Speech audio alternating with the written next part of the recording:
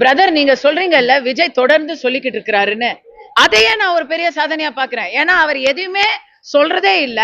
எதையாச்சும் எப்ப சொன்னாரு, தொடர்ந்து கடைசியா எப்ப சொன்னாரு, மாநாடு ஒரு தரம் வந்து பேசுறாரு, அதுக்கப்புறம் திருப்பி கம்முன்னு சைலண்டா இருக்கிறாரு.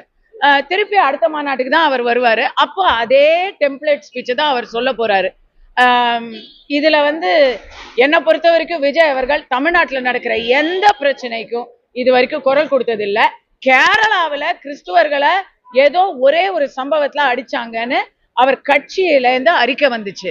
ஆனா தமிழ்நாட்டுல இத்தனை பிரச்சனைகளை நான் இப்ப வரிசைப்படுத்தி சொன்னேன்ல, ஆசிரியர், செவிலியர், அரசாங்க ஊழியர்கள், தூய்மை பணியாளர்கள், விவசாயிகள், அங்கன்வாடி ஊழியர்கள், இன்னும் வரிசை நிறைய, அதுல எதுக்குமே அவர் எந்த ரியாக்ஷனுமே கொடுக்கல.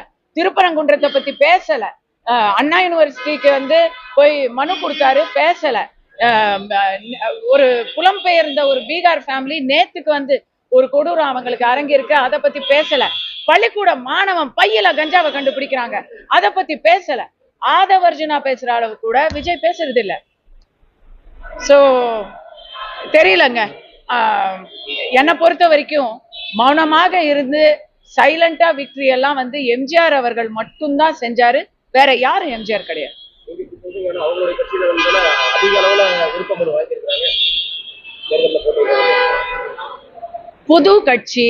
புது கட்சியில இளைஞர்கள், விஜய் அவர்களுடைய ரசிகர்கள் இவங்கெல்லாம் இதெல்லாம் செய்வாங்க, வாங்குவாங்க. போட்டி போடணும், நல்லது. ஜனநாயகத்துல இதுக்கு எல்லாத்துக்கும் நம்ம கண்டிப்பா வரவேற்ப தருகிறோம், அதுல மாற்று கருத்து இல்ல. ஆனா விருப்ப மனு வாங்குறவங்க எல்லாரும் மனுவை தாக்கலும் பண்ண போறது இல்ல, தாக்கல் பண்றவங்க எல்லாரும் போட்டியும் போட போறது இல்ல, போட்டி போடுறவங்க எல்லாரும் ஜெயிக்கவும் போறது இல்ல. ஜனநாயகத்துல மக்கள் தீர்ப்பே மகேசன் தீர்ப்பு. மக்கள் வெளியே வந்து ஓட்டு போடுறது மட்டும்தாங்க கணக்கு.